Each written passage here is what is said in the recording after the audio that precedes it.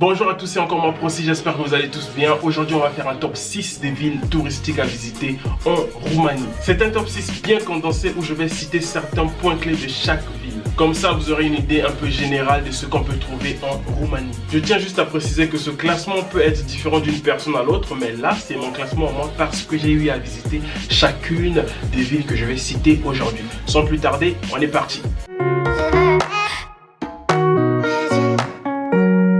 Toute première position, je vais mettre la ville de Bucarest. Et qu'est-ce qu'on peut visiter à Bucarest? J'ai eu à mettre à mes notes, bien sûr. Donc, il y a le centre culturel de Bucarest qui, voilà, comme vous entendez le nom centre culturel, on appelle ça aussi en roumain, tiens, trouvé que le vieux centre, voilà, de Bucarest.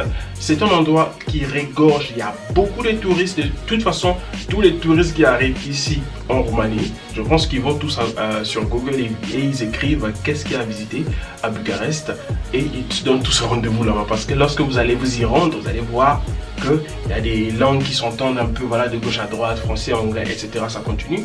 Et aussi non loin du vieux centre de Bucarest, il y a le palais du Parlement roumain. C'est un édifice, un bâtiment énorme. Je pense que c'est le second bâtiment administratif de cette taille-là après celui du Pentagone. Donc voilà, c'est non loin du centre culturel de Bucarest.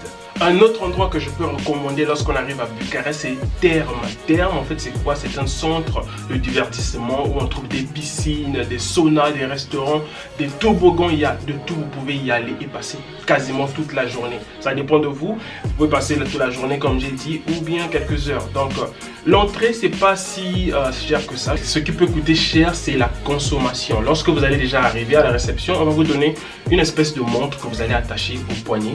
Et lorsque vous allez entrer, tout ce que vous allez consommer, vous allez prendre de la boisson, à manger, tout ça, vous allez juste avoir à cliquer avec la montre que vous aurez au poignet et la facture va vous attendre à la sortie. Ça dépendra de combien vous avez eu à consommer. Quelque chose d'autre que j'ai oublié de mentionner à propos de Terme, là j'ai dit que c'est à Bucarest, mais en fait c'est à la sortie de Bucarest.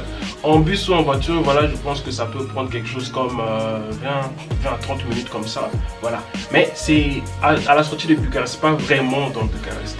Ça c'était juste pour la parenthèse. Un autre endroit à visiter lorsqu'on arrive à Bucarest, je vais citer le parc restreint. C'est un parc énorme, c'est gigantesque.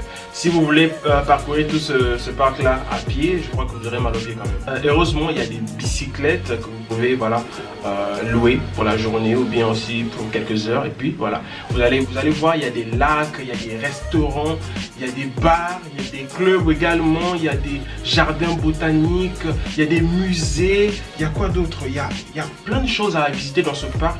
Et heureusement aussi que j'ai eu à faire, voilà, des vlogs là-bas dans ce parc. Donc je mettrai quelque part en haut ici ou bien dans la description des liens, voilà, de toutes les villes dont je vais parler là que j'ai eu à visiter.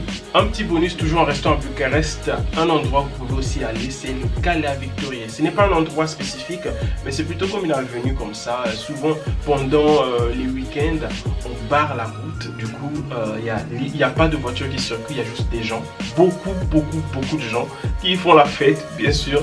Si vous avez vu la toute dernière vidéo que j'ai eu à poster, voilà, j'étais encore là-bas, c'était la deuxième fois où je faisais le vlog à Cala Victoriei. Donc voilà les gars, les liens c'est dans la description si vous voulez aller voir ces vidéos là. Maintenant on va passer au numéro 2, je vais parler de la ville de Cluj-Napoca. Communément les gens disent juste Cluj.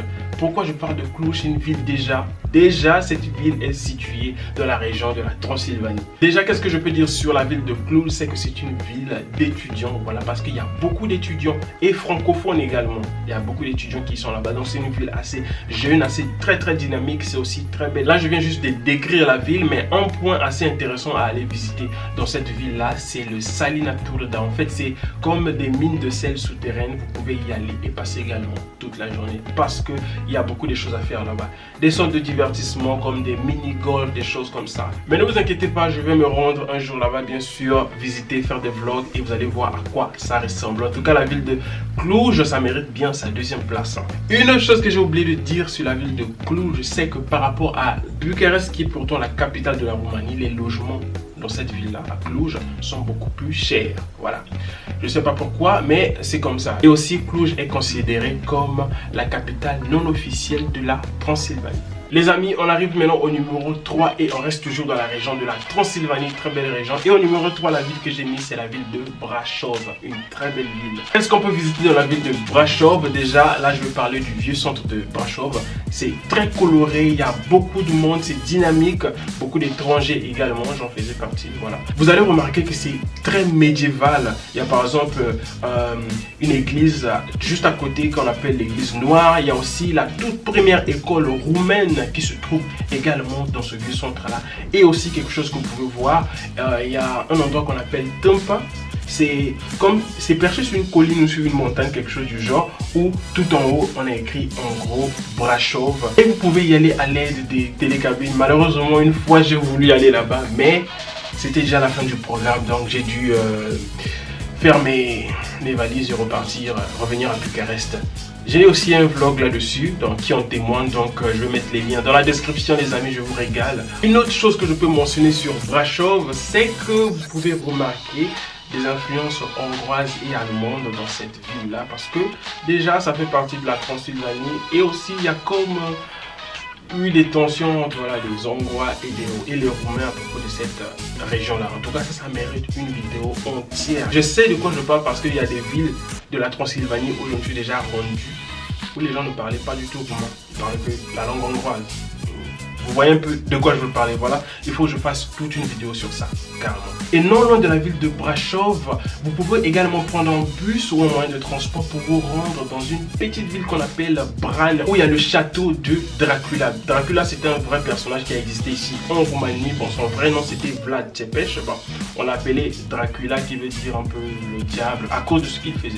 Mais voilà, vous pouvez vous rendre là-bas. C'est un endroit aussi où on vend beaucoup des souvenirs, des choses comme ça. Maintenant, les amis, on passe au numéro 4. Et j'ai nommé la ville de Constanța au sud-est de la Roumanie. Pourquoi? Tout simplement parce qu'on y trouve la mer Noire. Et j'ai mis au numéro 4 parce que pendant l'hiver, il n'y a pas grand chose à y faire. Voilà pourquoi je mets ça au numéro 4. Parce que pendant l'été, il y a plus d'une dizaine de plages que vous pouvez aller visiter.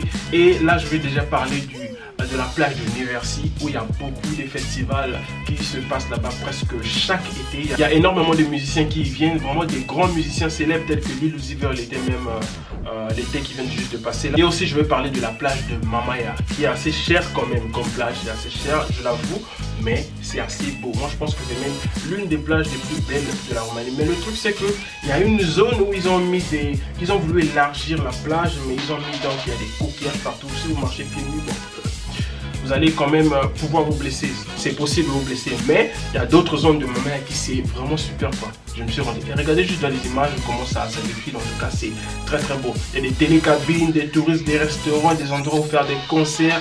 Et non loin de Mamaia, il y a aussi une autre plage qu'on appelle Novodar. Novodar, en tout cas, c'est l'une des plages que je préfère ici, je peux dire. J'ai l'impression quand je suis à Novodar que je suis à l'étranger, juste dans un autre endroit complètement différent de ce que je suis habitué à voir tous les jours. Et au numéro 5, je mets la ville de Sinaia qui se trouve encore dans la région de la Transylvanie. Je vous ai dit les gars que cette région-là, c'est une très très belle région. Pourquoi je mets la ville de Sinaia numéro 5? Parce que là-bas, déjà, on peut trouver un énorme château qu'on appelle le château de Peleș. C'est un beau château. Il y a même beaucoup de films qu'on voit souvent à la télé qui se sont tournés, qu'on a eu à tourner là-bas. Bon, je ne pourrais pas les citer là maintenant, mais voilà. Donc, si vous allez dans cette ville, ça sera beaucoup plus pour l'atmosphère de la montagne, visiter ces châteaux-là. Sinon, il n'y a pas vraiment grand-chose à faire en dehors de ces châteaux. Non loin de là, il y a aussi bien sûr des endroits où on peut faire du ski parce qu'on est dans la région des Carpates. Et mention honorable, juste à côté de la ville de Sinaia, il y a aussi la ville de Bușteni où vous pouvez vous rendre. C'est juste, je pense qu'à 10 ou 20 minutes, quelque chose comme ça, avec la voiture. Parce que c'est vraiment des toutes petites villes où on passe rapidement. On ne se rend même pas compte qu'on y est dedans, qu'on est déjà sorti. Voilà, la ville de Bușteni parce qu'il y a aussi un autre château là-bas, c'est le château de Cantacuzino où vous pouvez vous rendre aussi faire des visites. Et dans ce château-là, ça a été tourné également la série Mercredi Wednesday que vous avez certainement vu. Voilà. Les amis, maintenant on arrive au dernier numéro, donc le numéro 6. Quelle ville on va mettre au numéro 6? Roulement de tambour, j'ai nommé la ville de Tulcea. Là, j'ai parlé de la ville de Tulcea. Beaucoup de gens pourront peut-être dire qu'il n'y a absolument rien à voir dans cette ville-là. Moi aussi, je suis du même avis que vous, ne vous inquiétez pas. Mais pourquoi j'ai mis cette ville-là au numéro 6? C'est parce que lorsque vous y rendez dans la ville de Tulcea, là-bas déjà, vous allez remarquer qu'il y a le fleuve Danube.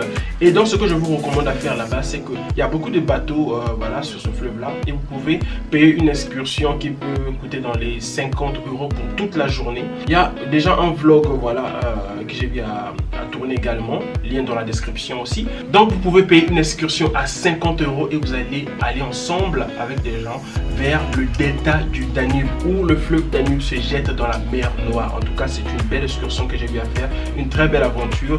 Et pendant cette excursion là, bien sûr, vous allez aussi vous arrêter dans des forêts où j'ai par exemple pu avoir des chevaux sauvages.